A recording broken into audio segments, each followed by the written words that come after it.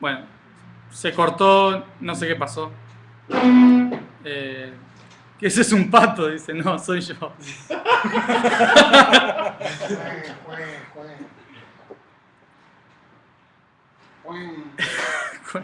Bueno, seguimos entonces.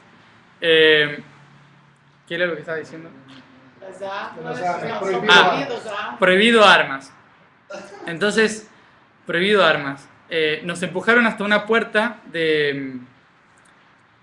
hasta una tranquera enorme, y en esa tranquera había un cartel que decía Fundación Noruega financiaba, el SAI de los aborígenes, todo un montón de fundaciones del lugar que se llamaba Yasuka Vendá, y decía ahí, escrito, que ese lugar había sido creado como una colonia cultural, un parque cultural, para poder difundir la cultura, la historia de la nación, del lugar, de los aborígenes, y que animaban a que todos pudieran compartir esta historia. Lo cual no tenía mucha lógica al que me estaban apuntando a la cabeza mientras yo leía el cartel. No tenía como relación. Entonces yo les decía, pero lo que vine a hacer es eso, a difundir esa cultura que está acá. Bueno, la cuestión es que no me entendían nada, no querían saber nada, y decían que era totalmente prohibido. Nos sacaron las llaves del auto, nos sacaron la cámara, los teléfonos, todo nos sacaron, la libreta, todo. Y el cacique, que era el que más borracho estaba, el cacique se sube al auto, sube a la mujer, o no sé quién era, sube a 2 mujeres creo, con 6 hijos, todos adentro del taxi, y se fue durante 4 horas. Supuestamente iba a buscar a la policía, pero al otro día la policía nos dijo de que en realidad nadie había ido a buscarlo, que no había aparecido ningún aborigen por ahí. Entonces este señor lo que estaba haciendo era gastar la gasolina, la nafta, para que nosotros no nos podamos ir, no nos podamos escapar. Entonces fue toda una situación como de nervios, sobre todo para el taxista, que el taxista hacía 2 días le habían hecho un catéter y tenía problemas del corazón. Había habido unas situaciones muy traumantes en los últimos tiempos, en el último año, y bueno, eso lo estaba alterando bastante. Pero se sentía tranquilo porque me veía a mí abrazando árboles, riéndome, paseándome entre los aborígenes ahí, como conectando. Y en ese momento, en esas 4 horas que se fue, dije, si esto de la wifi etérica funciona, ahora tiene que funcionar. Dije, entonces me fui abajo de un árbol mientras nos apuntaban y empecé a enviar señales de armas, señales de peligro, de frío, a toda la red. Dije, a las 7000 personas que están conectadas en este momento, que ya saben que estoy ahí en el Cerro Guazú, alguna información le tiene que llegar mientras estén durmiendo. Entonces, la intención fue que todos recibieran una información de lo que estaba pasando, de lo que me estaba pasando, para que si a alguno le sonaba, enseguida avisase a alguien, ¿no? Siento que está en peligro o está en alguna situación. Espero que ahora empiecen a creer más en sus sueños, porque la próxima que me pase, que no sea que no pase de un sueño. Entonces, empecé a mandar todas esas frecuencias.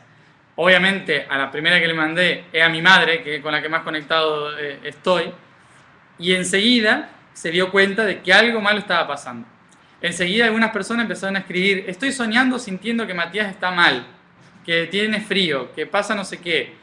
Todos empezaron a tener alguna información, ¿no? A unir los eslabones de lo que yo estaba mandando mientras nos tenían ahí retenidos. O sea que la wifi funciona. es claro que la wifi funciona. Y entonces en ese momento en Argentina se empezó a movilizar todo. De algo está pasando, no apareció en el hotel, se fueron lejos y no está. Entonces, ¿qué es lo que está pasando? Empezaron a llamar a Cancillería, ¿no? Empezaron a llamar a Cancillería. La Interpol, si no aparecíamos al otro día, la Interpol nos iba a buscar. Todo un lío. La Nación de Argentina le iba a decir a la Nación de Paraguay que empezase la búsqueda. O sea, iba a terminar siendo un lío internacional. Un caso diplomático. Un caso diplomático, prácticamente. Por el periodista historiador. Por el periodista historiador desaparecido. Y entonces ¿qué pasó ahí? A las 4 horas, ya de noche, llega el cacique y con las armas que la tenía un niño de 8 años, se la sacó al niño de 8 años, nos empezó a empujar y nos dijo, se quedan acá, mañana viene la policía. Y era mentira, porque la policía no iba a venir nunca. Entonces nos empujó al medio de la selva, nosotros asustados ya, porque en esa situación sí que me asusté, porque hubo un momento en que ya uno no sabe cómo van a reaccionar. 2 estaban borrachos, justo uno era el cacique, el que daba las órdenes. Entonces no se sabía cómo podían llegar a reaccionar. A lo mejor yo decía una palabra de más o el taxista se equivocaba en algo y nos disparaban, no sé. Estábamos ahí a la buena de Dios, como dirían antes. O de los guías en ese momento. que en ese momento yo me puse a decirle a mis guías, si yo me voy ahora, se les retrasa todo. Entonces estaba jugando con eso. Como se les va a retrasar el año 2012 con el proyecto si yo me voy ahora. Entonces, bueno, peleando con eso, mientras el taxista discutía en guaraní, yo discutía en sexta dimensión con los guías diciendo, si nos disparan ahora va todo mal, porque cuando yo llegue a sexta dimensión vamos a agarrar mal. Chantajeando a los guías, claramente. Entonces estábamos ahí, pero de repente nos meten en una casita de tacuara, de esa madera fina, y nos meten ahí supuestamente para tenernos de rehenes, pero estaban tan borrachos o tan descontrolados de la situación que se olvidaron de cerrar la puerta por fuera. O sea que bastante. Ese día hacía un frío terrible, hipotermia, pasamos toda la noche. Nos acostaron a los 2 en una tabla de madera. El más bueno nos trajo una sábana, era lo mismo que nada. Y bueno, pasamos por frío, viento, toda la noche ahí no nos permitieron nada de comer porque se comieron todo lo que teníamos en el auto. Le robaron la campera, el abrigo al taxista, las gafas, los lentes. Voy traduciendo. Entonces, bueno, fue una situación bastante fea porque le negaron las pastillas del corazón y él ya se sentía bastante nervioso porque las pastillas de noche las tenía en la casa y tenía que tomar sí o sí las pastillas de la noche. Entonces estaba bastante tensa la situación, los aborígenes no querían saber nada con ayudarnos en nada, y se fueron, desaparecieron y se fueron a dormir a sus chozas, no sé, a sus casas. Cuando se fueron a dormir a sus casas, pasó toda la noche, que por suerte no salimos de noche, pero a las 5 de la mañana, mientras yo dormía, porque yo estaba meditando, entonces me dormí, el taxista me miraba y decía, no entiendo cómo puedes estar durmiendo en una situación así. Le decía después a la abogada, le decía, dormía. ¿Cómo podía dormir? No entendía cómo yo podía estar durmiendo. Entonces me despierta y me dice, vamos. Y yo me levanto, bueno, era como si me levantara de un hotel, ¿no? Y me estaba yendo. Y entonces en ese momento, después al rato me explica el taxista que decidió salir en ese momento porque de la niebla no se veía nada, pero de la niebla aparece una mariposa de la selva. Y la mariposa viene volando directamente, se para en su panza y se tira al suelo, ¿no? Se cae al suelo. Y él se queda mirándola. Y es como que... y después se vuela. No entendió, era como una mariposa hasta ahora, así. Se queda mirando todavía para afuera y otra vez de la niebla otra mariposa, diferente, viene volando directamente, se para en el corazón y sale volando justo derecho hacia la niebla. Y eso para él, me dijo después, eso fue una señal. Dice, estuve rezando toda la noche y fue la señal, ese era el momento. Entonces me despertó y salimos afuera, toda la niebla, pasamos por las chozas, por delante de las chozas, rompiendo ramitas, todo, ya se tendrían que haber despertado. Había 15 perros durmiendo alrededor, ninguno se despertó, ninguno ladró en ningún momento. Y seguimos caminando por la niebla, hasta que salimos de la tranquera y cuando logramos salir, ya caminamos como 3 horas por el campo. Caminamos ahí entre la niebla, con el frío que hacía, entramos en calor caminando, y ahí empieza la parte graciosa de que empezamos a cruzar tranqueras y colinas y árboles, y bueno, y seguimos caminando, esquivando las chozas de los otros aborígenes que estaban más allá, rodeando riachuelos. Bueno, fue todo una aventura caminar por ahí hasta encontrar la hacienda del brasilero. Y cuando seguimos caminando, de repente, entre la niebla, ahí en Paraguay prácticamente no hay vacas, hay bueyes, los bueyes blancos, ¿no? Y entonces, cuando de repente entre la niebla se ve un árbol, el árbol de repente aparece un fantasma gigante, un toro, ¿no? Un toro con unos cuernos más largos que el machete, ¿no? Y se nos para delante bien firme, como los mato, ¿no? Y nosotros para atrás, despacito, caminando hasta desaparecer en la niebla, y dijimos, corramos para el otro lado. Seguimos caminando entre la niebla y de repente empiezan a aparecer todos ojos.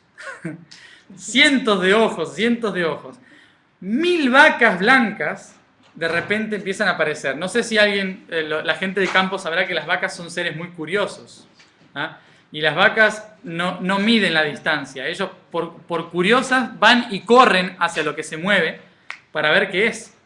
Y nosotros estábamos parados delante de 1000 bueyes blancos, o sea, que venían corriendo hacia nosotros, entre la niebla. Eso fue bastante terrorífico. Y en esos momentos, cuando venían todas las vacas corriendo, dije, acá tenemos que, o sea, el universo tiene que funcionar en este momento, ¿no? Y me acordé de una situación cuando era niño en que paré un Doberman que me venía a atacar. Yo iba en bicicleta y venía el Doberman a atacarme, y entonces en lugar de seguir avanzando rápido, freno de golpe, me doy vuelta, lo miro a los ojos y le hago así. Y el perro se asustó tanto por la reacción que se fue corriendo llorando, ¿no? Entonces, tendría 10 años yo, 11. Entonces dije, ¿funcionará lo mismo? Venían todas las vacas corriendo y yo... 1000 vacas corriendo. Entonces, hice así. Y las vacas de repente hicieron todas...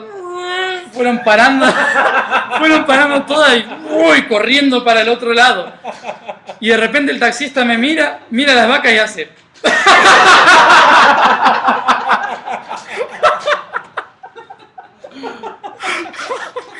Eso fue muy gracioso.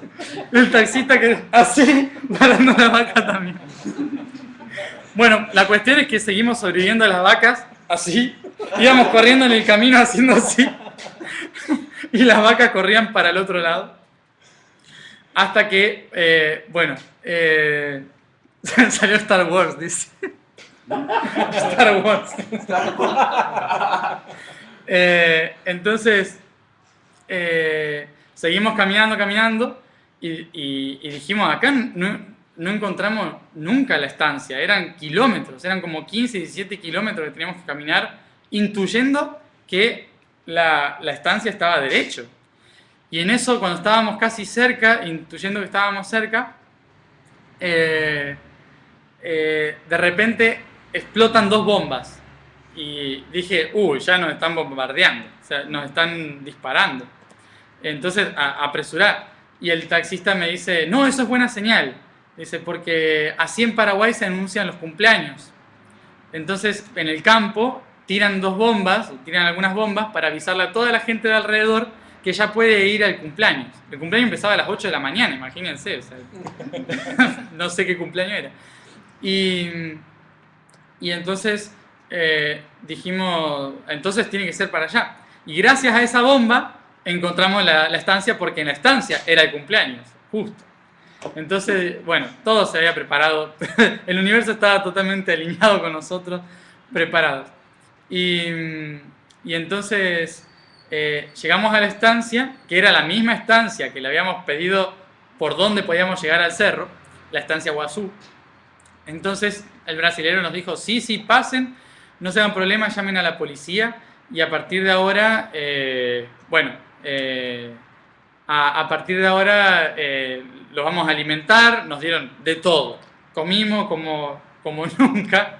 La verdad que fue lo mejor que nos hayan secuestrado, porque como comimos en esa finca, fue increíble. Entonces comimos todo el día porque era cumpleaños, entonces era comida.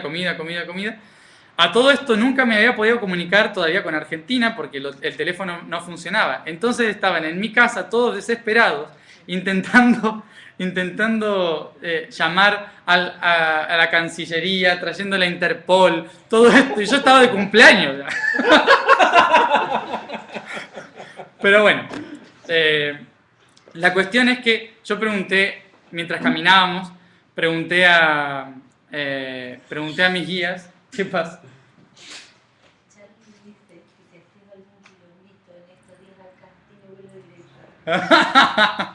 Ahora lo digo. ¿Cómo es? El cumpleaños. No me olvidé. ¿Ah? Estaba caminando y le pregunté a mis guías por qué la situación, por qué todo esto, ¿no?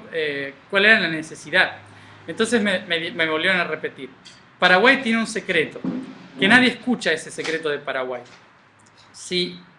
Y ese secreto tiene que empezar a salir a la luz, tiene que develarse. Entonces, si yo iba, me decían, ¿no? Si tú vas, sacas una foto, tiras una llave y después lo cuentas a los que están en Facebook, listo, en Paraguay ya se empezó a abrir el ojo, no sé qué. No pasaba de eso. Paraguay tenía que realmente abrir su ojo.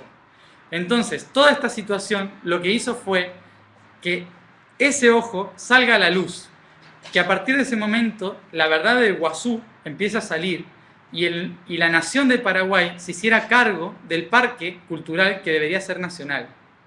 Entonces, a partir de ese momento empezamos a salir en todos los periódicos, vino la prensa, se escuchó en la radio de Buenos Aires, en todas las radios de Paraguay, en la televisión, todos con el rapto del Cerro Guazú, ¿no? Entonces empezó a salir un problema, ¿sí? Que estaba hacía bastante tiempo, que era el gobierno de la nación paraguaya con las comunidades aborígenes.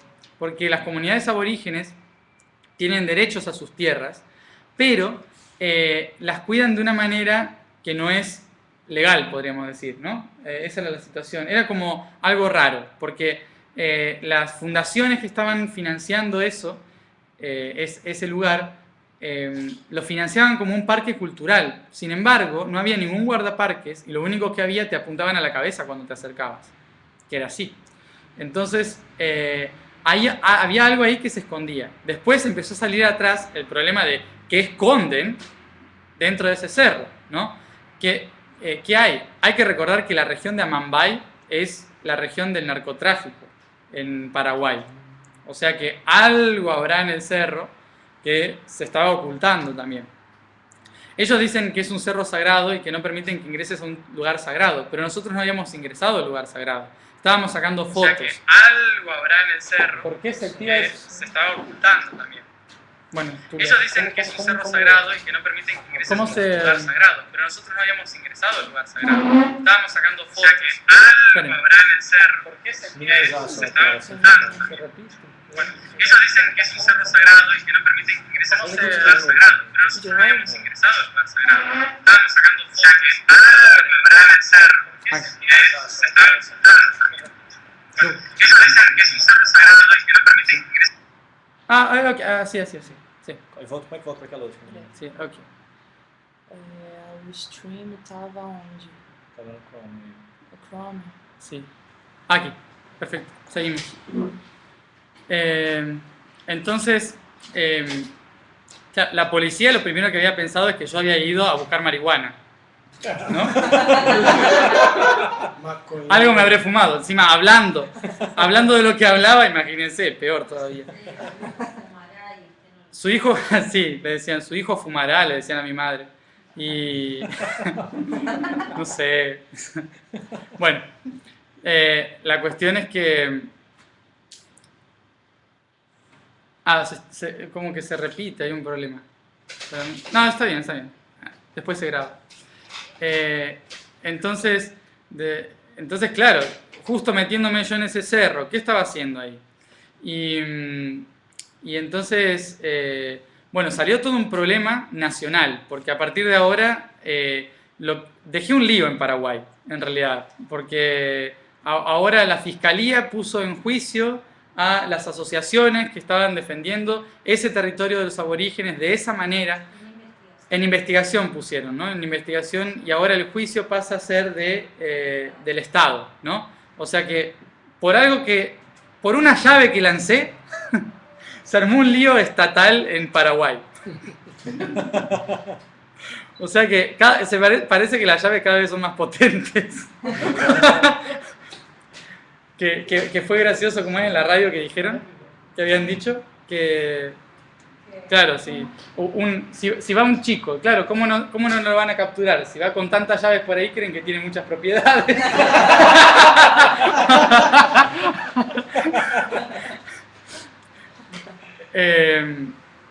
Entonces, bueno, la cuestión es que en Paraguay quedó una movida bastante interesante de empezar a abrir las opciones de que ese lugar se abra realmente al público y a la investigación, porque ese lugar, hay varias leyendas, ¿no?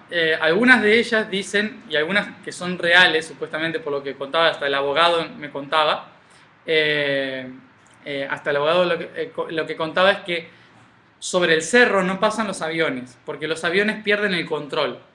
Algunos dicen que es por las corrientes de aire, pero en realidad las corrientes de aire no influyen mucho ahí, o sea, porque es un cerro y es todo pampa alrededor, no hay mucha corriente de aire en el cerro. Entonces, como que pierden los controles y ya se cayeron más de 2 aviones, dice, al pasar por encima de ese cerro. Entonces, también hay una leyenda que pasó hace poco, en realidad más que leyenda, es un hecho cercano, de que algunas personas escucharon y vieron cómo algo, desde la laguna que está arriba, se tragaba un caballo con jinete y todo. Se lo tragaba para adentro. Los estudios satelitales descubrieron que adentro hay algo muy raro, que parece oro, pero no saben si es oro, y mandaron geólogos. Y esos geólogos que llegaron a hacer el estudio también fueron capturados por los mismos aborígenes hace un año. Entonces, nunca más volvieron. ¿Nunca más? No volvieron más. No volvieron más y bueno, y también el gobernador quiso ir y también le prohibieron la entrada, casi también para capturarlo. Entonces no dejaron entrar al gobernador.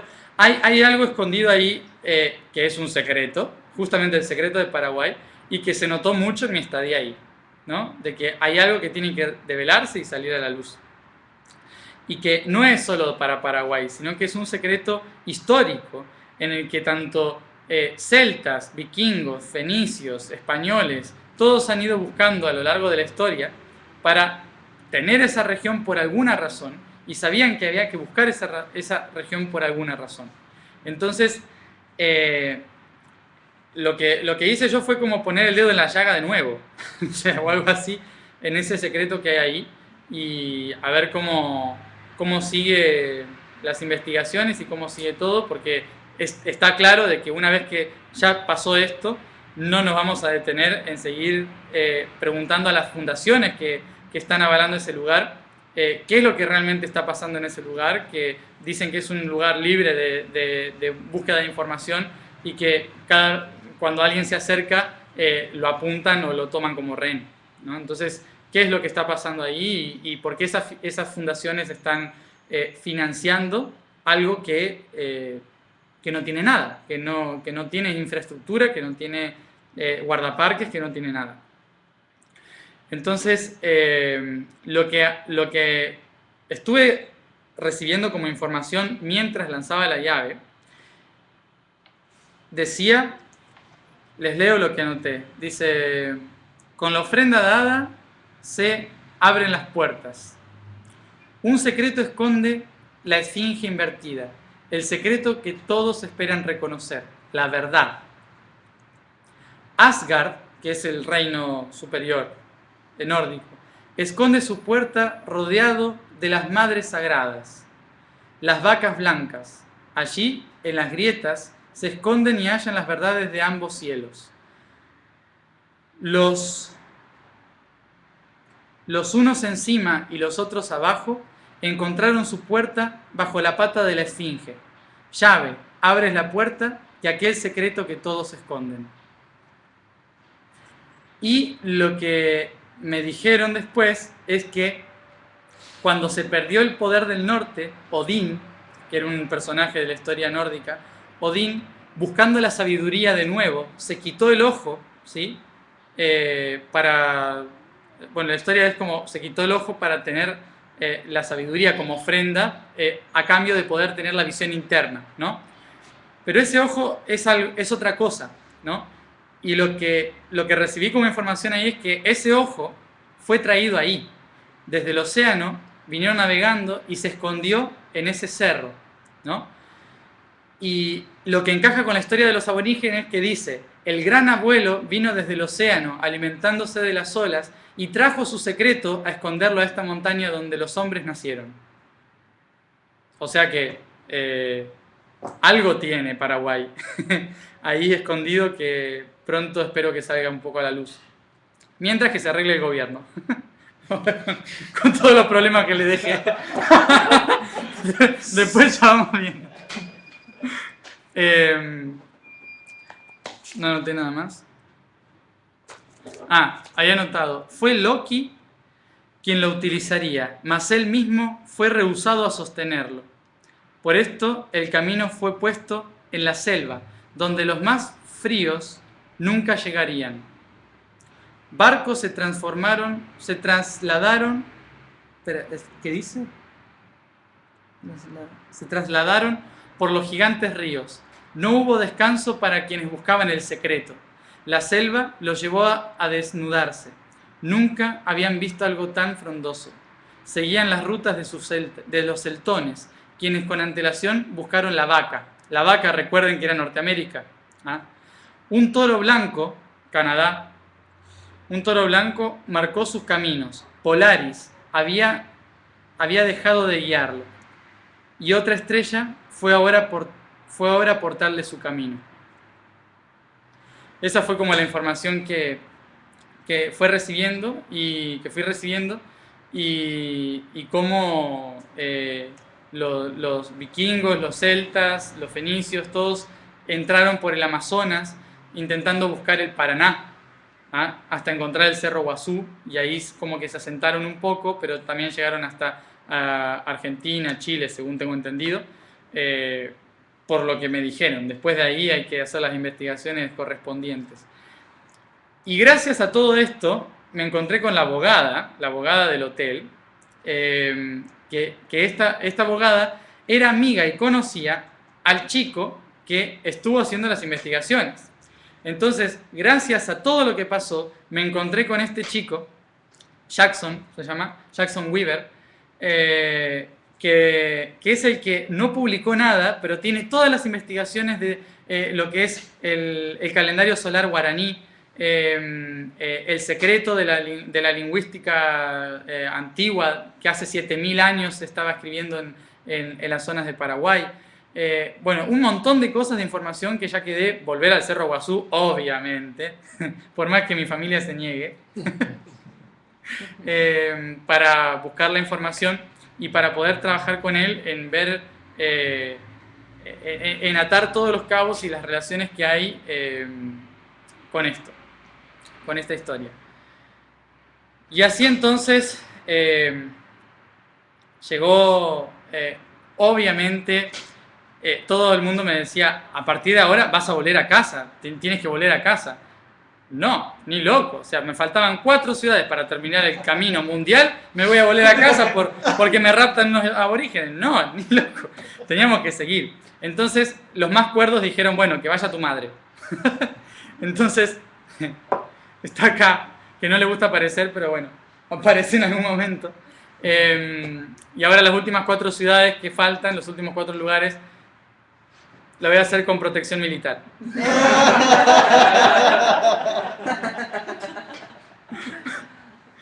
Sí, no quedaba otra. Entonces llegó mi abogado, que como mi abogado se casó hace poco, no quiso venir a Río de Janeiro.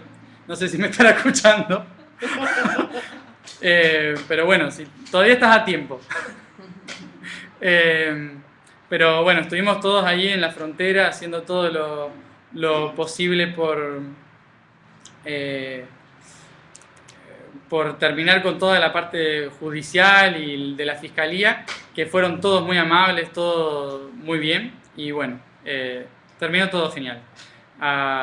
Ahora lo que había que hacer es viajar a Río de Janeiro, que Río de Janeiro no estaba dentro de la ruta prevista hasta que llegué a Nueva York, que nada tiene que ver, parece. En el recorrido este de la Flor de Lis, que habíamos hecho, que seguíamos el camino de la mujer, como Canadá representaba también algo que tenía que ver con los templarios y la protección y la conciencia de las 3 palomas. Acuérdense, si no lean el blog otra vez, no nos pienso contar de nuevo. Las 3 palomas, acuérdense, cada América representaba una paloma: libertad, igualdad, fraternidad. Norteamérica, los franceses ofrecieron a Norteamérica la libertad. Entonces ahí estaba la Estatua de la Libertad, que gracias a eso tuvimos la clave de, apareció la clave de los 3 conceptos franceses que intentaron ser plasmados en las Américas, ¿sí?, para el vuelo de las 3 palomas en la evolución. Entonces, en ese momento me dijeron que había 3 estatuas que debían ser activadas en su momento, y que esas 3 estatuas representaban un foco de energía, de conciencia de muchas personas, porque muchas personas conocen esas estatuas, las tienen en su conciencia, y por lo tanto, haciendo un cambio vibracional en esas estatuas, activaría esa red de conciencia inmediatamente en todas las personas con el significado de esa estatua, de ese símbolo. Así, por ejemplo, como la Torre Eiffel, como veníamos hablando, representa una especie de flor de lis que canaliza toda la energía femenina. Por eso las mujeres tienen la Torre Eiffel como un símbolo emblemático, ¿no? Un cambio en la Torre Eiffel, un hecho en la Torre Eiffel implicaría un cambio también en la conciencia de todas las mujeres, sobre todo, ¿no?, todas las personas que conocen la Torre Eiffel, pero sobre todo en la feminidad del planeta. Así también estas grandes estatuas de América también generarían una especie de cambio y vibración. Por eso mismo, trabajar sobre la Estatua de la Libertad, sobre alguna estatua que anda por ahí, que no sé si está, o en Panamá no hay ninguna, me parece, pero debería estar, o en Cuba o en Venezuela hay una gigante estatua que también se puede convertir en símbolo de esa energía, pero obviamente el símbolo de la fraternidad es el Cristo Redentor en Río de Janeiro.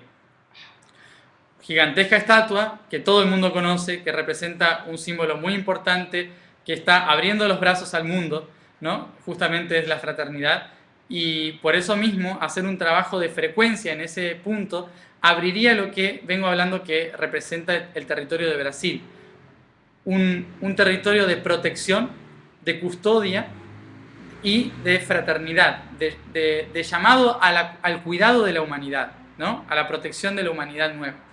Entonces, justamente activar esa conciencia en esa estatua, de la misma forma que el 9/9 vamos a hacer en el Obelisco en Buenos Aires, Lo mismo vamos a empezar haciendo acá para abrir esa puerta de fraternidad vibracional que se debe mantener, obviamente, como siempre. Es como una computadora, si no se trabaja sobre ella, después no funciona. Toda la materia es así. Entonces, simplemente lo que vamos a hacer mañana, a las 9 de la mañana, es ir al Cristo Redentor. Todos conéctense, hora que sea en sus países, con el Cristo Redentor a partir de las 9, 10 de la mañana, ya que vamos a intentar enviar todos juntos una frecuencia que active una conciencia de apertura, de fraternidad, de lo que realmente representa en esta nueva conciencia el territorio de Brasil, ¿no? A través de ese símbolo. Y entonces ese es el siguiente, o sea, lo que vamos a hacer mañana, y por eso decidí no cortar el viaje y seguir con el recorrido, porque creo que es fundamental la preparación de todo esto para lo que viene. De ahí vamos a ir a Iguazú. En Iguazú es donde se va a ofrecer la siguiente llave, ¿sí?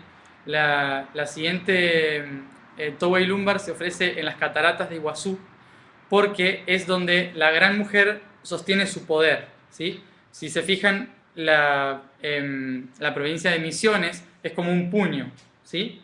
Y aquí están las cataratas, y ahí está el río, ¿ah? Entonces sostiene su poder a través de las fuerzas del agua, ¿m? Entonces que después recorren todo su cuerpo hasta su vientre, el río Paraná, saliendo por Buenos Aires, el río de la Plata. Entonces lo que vamos a hacer es activar ese poder de esa mujer que la sostiene ahí, ¿sí? Esa fuerza, y después de ahí nos vamos a La Rioja, ¿ah? Nos vamos a La Rioja. Y después de ahí nos vamos a Uruguay, a Salto, ¿ah? Para que se vayan para conectar con Aurora. Y luego de Salto nos vamos a Montevideo, ya para estar el día 7, ahí en el centro de Montevideo, haciendo el siguiente encuentro, para luego cruzar a Buenos Aires el 9 del 9, y todos juntos, vuelvo a repetir, ¿sí?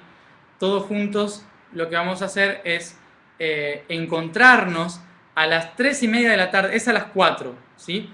Pero yo les digo que estén ahí ya a las 3:30 de la tarde, en la Plaza de la Flor, en Figueroa Alcorta, ¿no? Al lado, en la calle Figueroa Alcorta, al lado de la Facultad de Derecho, en La Flor, esa que se abre, se cierra.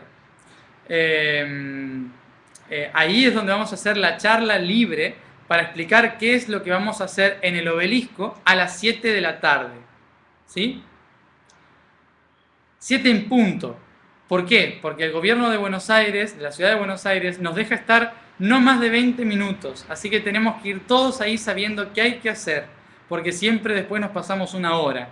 Entonces, para no tener problemas, vamos a estar en punto ahí, si es posible un poco antes.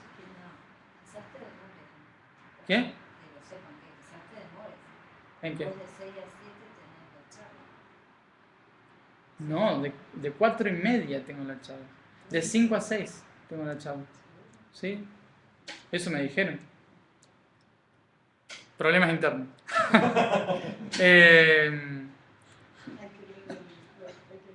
Hay que leer, no sé cuándo doy una charla en el evento este que organiza la ciudad de Buenos Aires, en el cual vamos a poder difundir hacia todos el mensaje de lo que vamos a hacer nosotros en el Obelisco, ¿sí?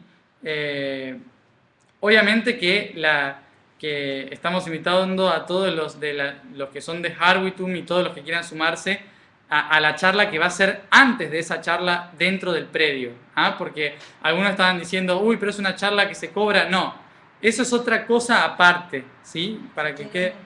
Si quieren entrar, no hay problema, pero si no quieren, no, tampoco, porque la charla de indicaciones de lo del Obelisco lo voy a dar afuera.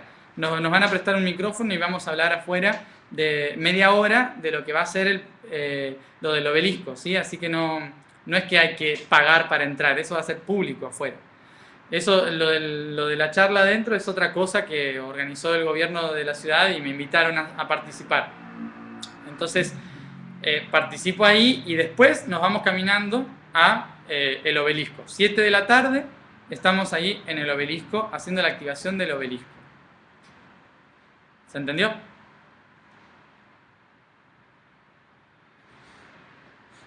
Que lo hará mal.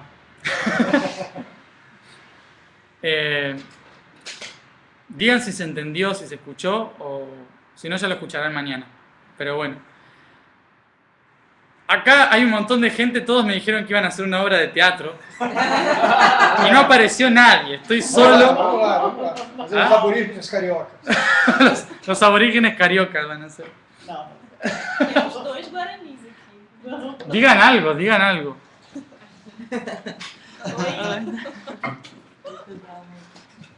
Acá estamos. ¡Ah! Abraço fraternal de Brasil. Nos vemos mañana. Nos vemos mañana en la wifi etérica. ¿Ah? En Cristo. Sí.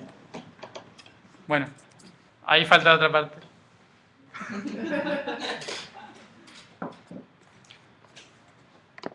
Bueno, ya estoy cansado, así que chao. Nos vamos a comer y a dormir. Porque mañana tenemos que subir, espero que no caminando, ¿no? Espero que no caminando, nos vamos al Cristo Redentor. Y así que ya vemos que la wifi etérica funciona, así que entre 9 y 10 de la mañana, todos conectados con la imagen del Cristo Redentor, ¿sí? Para abrir la fraternidad y la energía de Brasil a todo lo que estamos haciendo en la frecuencia del camino de Harwitum. ¿Sí? Vale. Bueno. Obrigado. A todo mundo. El año que viene voy a aprender portugués porque sí o sí hay que aprender portugués. Así que para estar todos juntos en Latinoamérica. Si no, estamos divididos entre los Andes y la selva. Bueno. ¿Qué dice? Estás anunciando... bueno. Cuestiones de diarios y todo eso, pregúntenle a Ferblanc. Estaba con problemas con el Facebook. Ah, está problemas con Facebook, así que... No, pero está acá. ¿Ah, sí? Sí, está acá. Así que algo solucionó. Bueno, nos vemos. Mañana nos conectamos todos, estamos en conexión. Conéctense con la imagen. Y bueno, seguimos bien y la próxima nos vamos todos a Paraguay. Todos juntos, los 7000. ¿Sí? Espero que seamos más el año que viene y nos vamos todos a Paraguay. A ver qué pasa. Bueno, que la pasen bien. Yo la pasé bien hasta en la selva, así que... Sí, no sé por qué, pero la pasé bien. Así que, bueno, seguimos trabajando y ya falta menos para ingresar en el recorrido de la gran mujer. Ya iremos informando. Obrigado. Até logo. Hasta luego. Saluden ustedes. ¿Qué lo dicen? Tchau. Tchau, tchau. Chao.